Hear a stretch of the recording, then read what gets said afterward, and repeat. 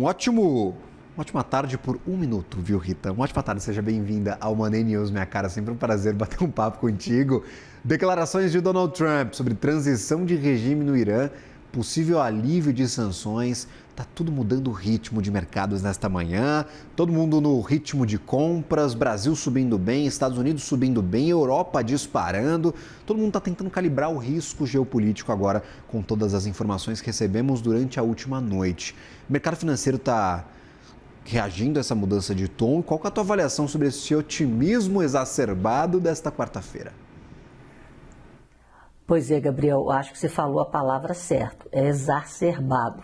A gente tem que achar um equilíbrio, e esse equilíbrio vai depender do cenário adiante. Então, a gente tem praticamente 3 cenários.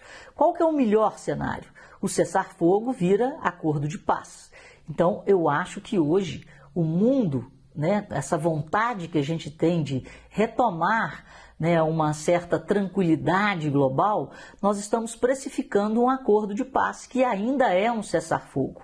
Na medida que Trump volta a ser Trump, como agora há pouco, ele já está aí, você mesmo disse, ele já está colocando 50% de tarifas essas que já foram questionadas pela própria Suprema Corte dos Estados Unidos.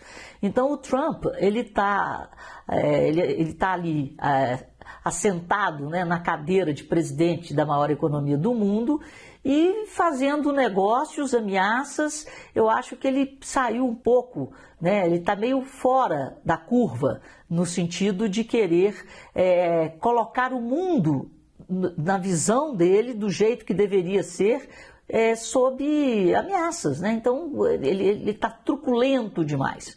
E essa truculência dele está perdendo a eficácia porque ele ameaça e depois não cumpre, ou ameaça e depois dá mais um prazo.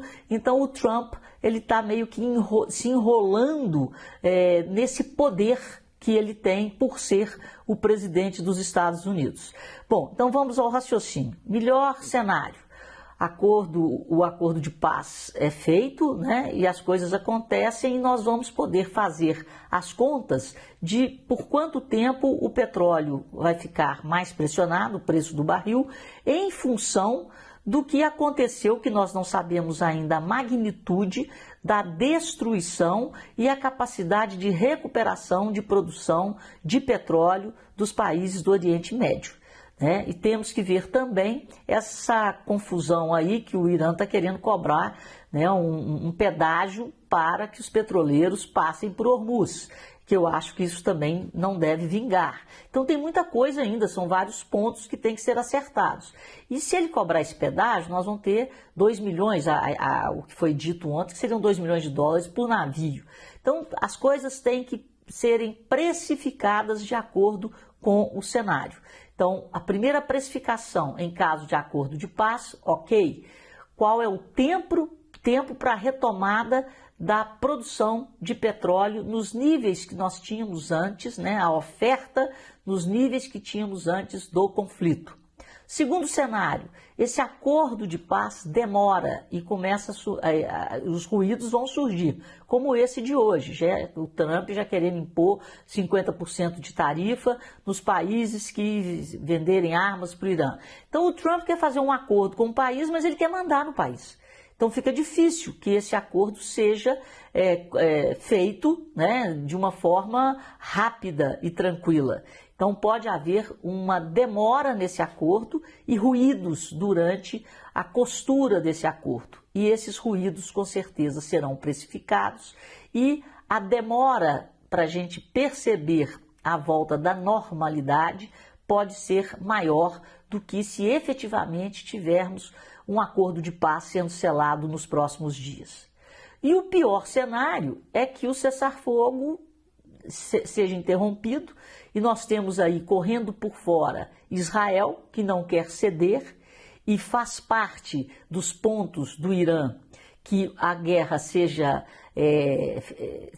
na verdade, que a guerra seja extinta em toda a sua dimensão, inclusive os ataques contra o Hezbollah, os Houthis, e aí nós temos os interesses de Israel, parceiro de Trump, e que pode ser uma dor de cabeça na costura desse acordo.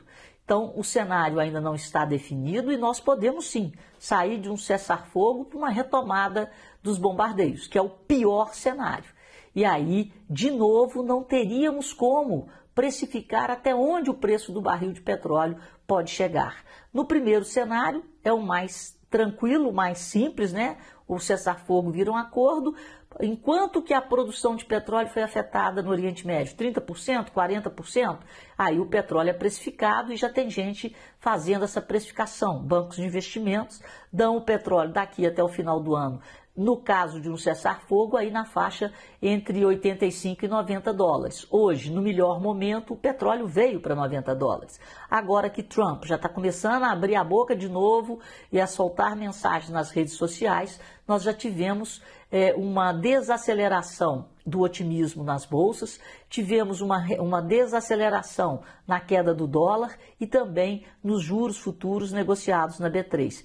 E aí entra o nosso problema Brasil, que é o corte da Selic, que também vai depender, a calibragem vai depender desses três cenários. O melhor cenário, já estão falando hoje em meio ponto de corte na próxima reunião, diante de um cessar-fogo que pode virar um acordo de paz. Mas se isso não acontecer, essa calibragem tende a ser mais lenta.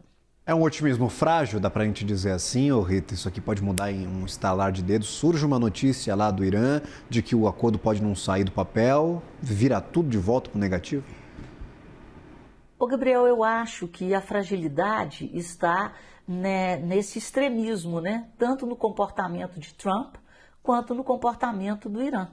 Então, nós estamos diante, né, de duas potências sentadas à mesa que elas não cedem, né? Ao mesmo tempo, você viu ontem, né?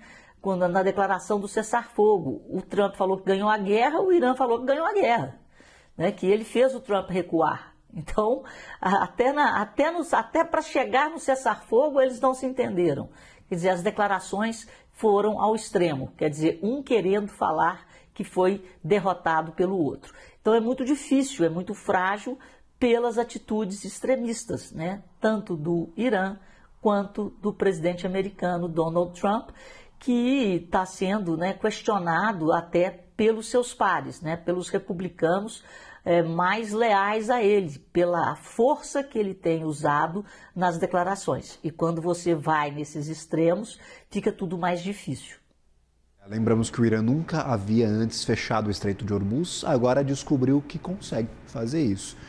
Agora pode talvez até cobrar taxas para passar pelo Estreito de Hormuz, isso ainda está em abertura, ainda está em negociação, pode escolher quem passa ou não pela região. Então, como estávamos há 3 meses atrás, não vamos voltar. Essa é uma certeza que a gente pode levar dessa história. Rita Mondin, minha cara, até uma próxima. Sempre bem-vinda ao Money News. Uma ótima tarde a você. Para você também, Gabriel. Até amanhã. Valeu.